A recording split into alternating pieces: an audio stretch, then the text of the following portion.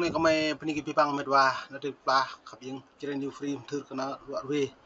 có lại tiếp cái nó buồn sang ta tụ cao tụ chọc hè vừa có mà tiếp vừa lên lần là do nó lên lần là mệt và biết bằng rõ lại tiếp giòn này hiếm bắt đâu nhiều tiếp thằng đá lấy trứng nhu cương chế cái lần là nó buồn sang mặn xoàm sẽ ta lại tập gì bù nữa nhỉ nếu nó buồn sang bộ một lại tiếp ta này sang tuh đi pit kan mol mà le sang ngã ma cái ông dêm nâng nọ kan mol mà biết bằng cục nát hồi bi giờ ta thúc nó lại lần nó lên ba lần như lại lần cục nát bây giờ lần nó buồn sang ô giờ nó lum nuôi nạ buồn sang một nhà đề gà đau vắt cái pol yuan cái nhiều yuan do khả năng đất nước Việt Nam người dân phẫn nộ nó như gặp người dân phẫn nộ này lại hiếm bạn cứ tương lai cái đảng cộng sản Việt Nam mở niệm nạp gì đấy giờ nó mày break ebook play video của mình đã này bởi càng này lại bật lọt ebook có bật lọt này hàng play hàng buôn sang u rau giờ có lần là đi không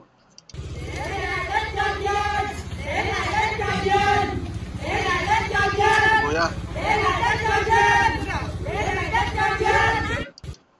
giờ lại lần là nó lại thua nhiều lệ là bình nạ buồn sang bút tụ ở không có nào mà nó càng đập bự nó ya nè bự nó ya như bây lần như bồi thường cái nào buồn sang kéo tôi hơn là bố hơn lại biển từ đã lúc này dọn này nhiều một lên mình như kèm cái chấp về lòng đã buồn sang hàng lần là lâu như càng mặn như thông qua đã buồn sang lâu chưa cất như một bộ luật dân sự chưa cất như bộ luật hiến pháp dân sự hàng tư pháp nó nét lại hiền nó lại nhiều tiếp bình công nạ đang sản Việt Nam bên rạm a như ví dụ bộ mẫu nhiều màu mà lại rạm a dập cái bộ luật lại hiền luật dân sự này luật đất đai này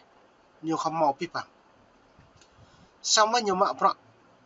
bộ một kẹo luật nó nhiều mạ prọ cái nhiều bù nhiều mạ prọ cái nhiều bù vậy nó mặc lại hiền luật dân sự là bộ luật người dân thêm bạn luật dân sự là luật người dân kéo từ pip bằng prọ giám sát dân sát như vậy dân kiểm tra tại dự nó mới nữa xong là pip bằng prọ nhiều mạ bây giờ mình sẽ nổ dân bản dân kiểm tra nhiều bộ rượu dân bản nhiều mạ dân kiểm tra nhiều mạ cứ cái gì này nó như bộ rượu sang ta cất ô là buồn sang ta một lời tùy ta tiếp trường chế bên nào nhiều như lần nào buồn sang ta lại sẽ rơm rác nhu bắt thấu nhu bằng ngăn bằng prak nào buồn sang tu chia như rìm plan rìm thun rìm rồi nhu thấu khất lên nhu thâu mà trước mắt cái nhu thâu xị lòn đôi nhu mấy nó cứ từng lại nại nhu căn mình lắm lại cho nhu phủ như vậy nó nên nào buồn sang là tu ur ráo tu chọc he tu rung răng dược lời lợn là này nó như vậy bởi nó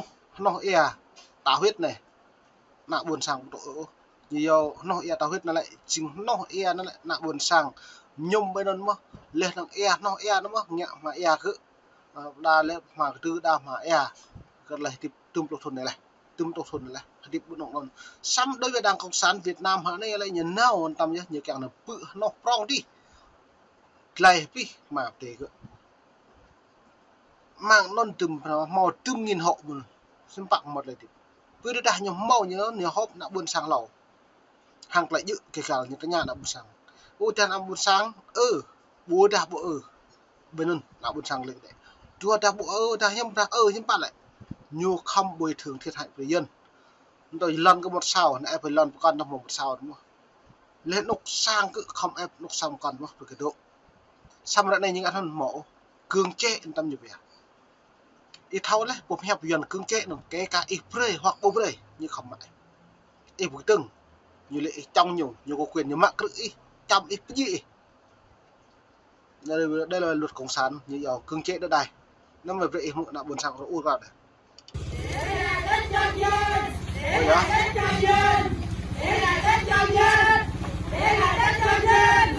hào hơi đấy đây lại đất dân đây là đất dân cho nên là mày bread ebook cả Hà Nội được không bình dân như thế này coi là như yom thư yot là ngân hàng sun ngân SCB tụ đã có cục vốn đâm chẳng có nọc nào đều prak nơi siêu thoại đã buôn sang ít hậu mà lùi bằng lùi hoạn nếu nộp ngân hàng đó lại càng một nghe sam mò nghe em bảo nghe nghe vật prak phunผมอยากยันยังมัดกาไหลกากอกhàng tỷ đô laผมปีปันกอมนึงđã buôn sang cái buổi nó nên mời pre mới được coi lại video này khổ quá rồi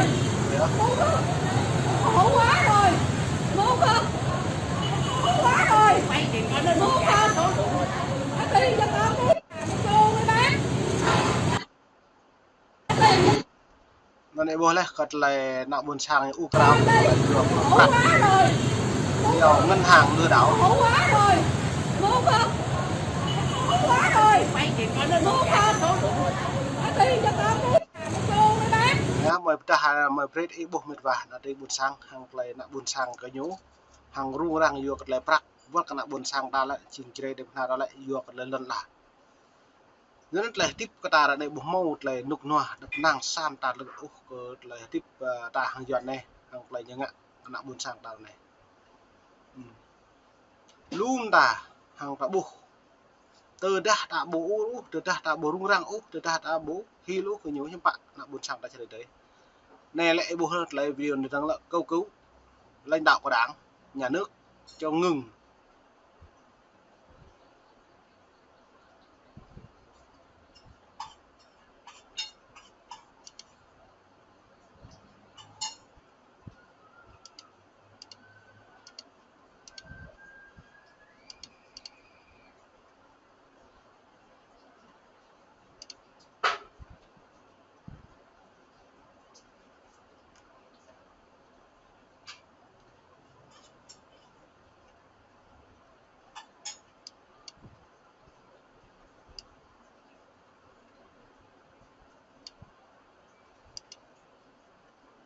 của Việt Nam và Trung Quốc. Trung Quốc ạ, có cả Việt Nam, có cả Trung Quốc, của cái Việt Nam mình đây. Đấy. Nhưng mà mua cái này đội cho cái việc gì ta? Anh đi ra đến đây thì gặp thì anh cũng mua một cái đội về đội chơi. 100.000 một cái thôi, thật đi câu đi đâu. Đội mũ này người ta nhìn người ta sợ lắm. Sao lại sợ? Người ta tưởng mình là bộ đội. Ngày bán mấy chục cái mũ mà anh lại sợ thì bán cho ai? Các bác bên trong ít độ mũ này. Sao? Các bác cho bên trong ít độ mũ này.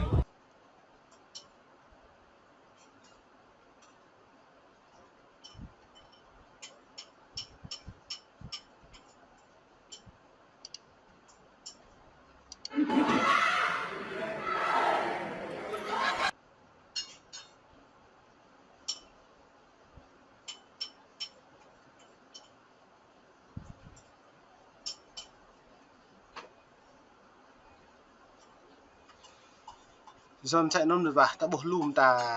cất lại tiếp nặng được vẫn là này lại rút phara cất lại tiếp giờ một lại tiếp chẳng một lại tiếp cặp với mông dân bình đáng cộng sản này nhiều thứ bố có trở lại tương lai nó những bộ mẹ lại hiện tại như bố địch bộ hẹp dần như vậy giờ mạng nó nhá nhiều thao hủy úc nào việc là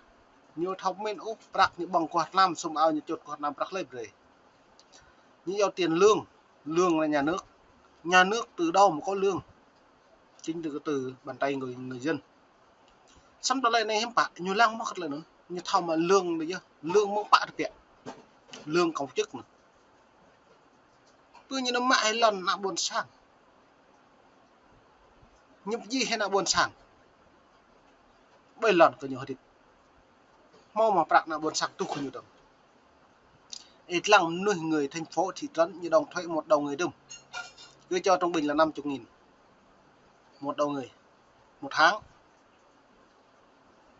lệ tương ca bộ tinh ưu tinh đầu người bộ tinh như thuế hàng hóa đây là thuế giao thông thuế hàng hóa thuế con buôn thuế nước thuế điện thì làm một đầu người tương biệt thủ ta tinh dạy cho nhất là một ngày 100.000 kể cả lương thực Xem mà hàng ngàn người hàng triệu người đi quy là nọ bạc bùi sam nhu ra này em bả nhu mạ hay lon cứ bục phê bỏng ô lê tông thu hết đâu cứ trăm piêng nó cứ tập nặng gì lại muốn sang mò lại đồng thuê đồng thuộc chia cái nhung mà bộ mọt cả dưới nó lại tung cái lồng của mày cầm ta hàng tay cái đàn con sắt Việt Nam này có đồng nhiều cái gì cái nhà po mạ hại nhà po rốt quay nhà po mà lấy cái ông nhưng mà lấy cái ông đập lưng ông đúng không mẹ kia trên này nhà po chồng cái nhà po cái gì cái nhà po mình đối với đảng cộng sản Việt Nam bộ một trị thức bộ máu tay giỏi sam tàn được thầu phá đúng bộ thầu xây dựng sam tàn được duyên nó chỉ là nhiều free thư cái nào buồn sàng là phải ít nhiên tụ hàng yuan để buộc lại này tôi còn tụ hàng yuan còn một số còn tụ tung tụ thun của tụ có buộc phi vào cất lại phi của nhau nhiều một tàu nào buồn sàng thầu với bông nhiều tàu nào buồn sàng tụ ram tụ nhạo nhẹt tới nhiều tàu tụ ma túy tụ côn đồ nhiều tàu cái nào buồn sàng cho nên tụ tưởng là ta nó phát đi là như bạn có tiền như vậy có tất cả bố màu chân liễu khá đạp ô ít sọt mà sẽ màu bạc ít chừng hẻm vừa để yêu màu bạc ôi nào lại bạn này gì à nhập gì à nó được lại hẹp dần như lại như bài hẹp đồng tiền khôn đồng tiền đi trước đồng tiền khôn bùi dưới rất nhiều bè đồng tiền đi trước là đồng tiền khôn nhiều đồng tiền đi trước là đồng tiền đi trước chứ đồng tiền nó lại đi hối lộ như đó hoặc tòa án hoặc luật sư bào chữa hối lộ về bên người đúng thành sai người sai thành đúng nên có lúc là cái đảng cộng sản Việt Nam rặn như vậy đó giờ nó mày đi cái bằng được buồn sáng khắp những lời mày lê có bị âm nịch nè đi đi buộc lại thầu biên cật lại tiếp này mày mong nịch mũ mày về mà biện mong đích có bạc nhẹ ở đây buồn sáng chỉ này niềm free thường cái buồn sáng ra gặp phải mong gặp lại xin thích mày rồi riêng có ca tôm nung ô hàng lại lúm là các bà mày được xem lăng xem mắt có đã ít xem lăng ít nhiên bây giờ ít lăng thông tin sao cả dần bèo 1 triệu ít lăng thông tin một đôi cả ít thâu là từng mày rồi về hàng cal bữa cả bữa cal dự bữa cả bữa dự như thế vì vì bằng em vừa buồn sáng khắp những chỉ là niềm free thường chứ lại rồi về vì các bạn ấy thì bọc lại